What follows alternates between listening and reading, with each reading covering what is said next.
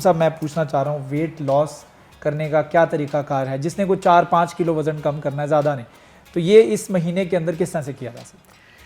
دیکھیں رمضان میں سب سے پہلے تو جب انسان سارا دن بھوکا پیاسا رہتا ہے، وہ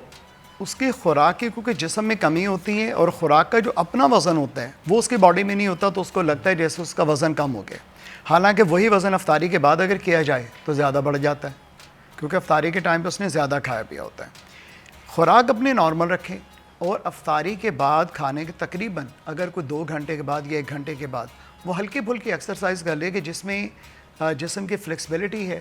ہلکا پھلکا چلنا ہے، اپنے جسم کو اسٹریچ آؤٹ کرنا ہے، تو اس سے جو اس کے سارے دن کی جو ایک تھکاوٹ ہے، جو فیٹڈنس ہے، وہ بھی ختم ہو جائے گی۔ ہم یہ جو تراویح ہے اس کو بھی ہم ایکسرسائز ہی کنسیڈر کر سکتے ہیں؟ تراویح بڑی کنسیڈر کر سکتے ہیں، مگر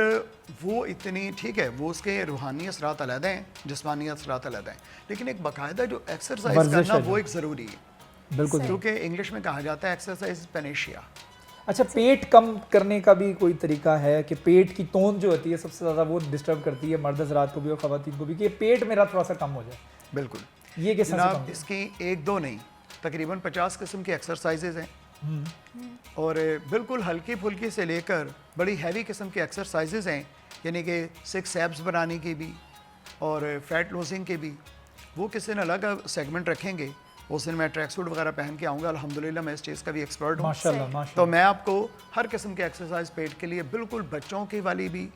بزرگوں والی بھی، خواتین کے لیے بھی، اور جو 6 ایبس بنانا چاہتے ہیں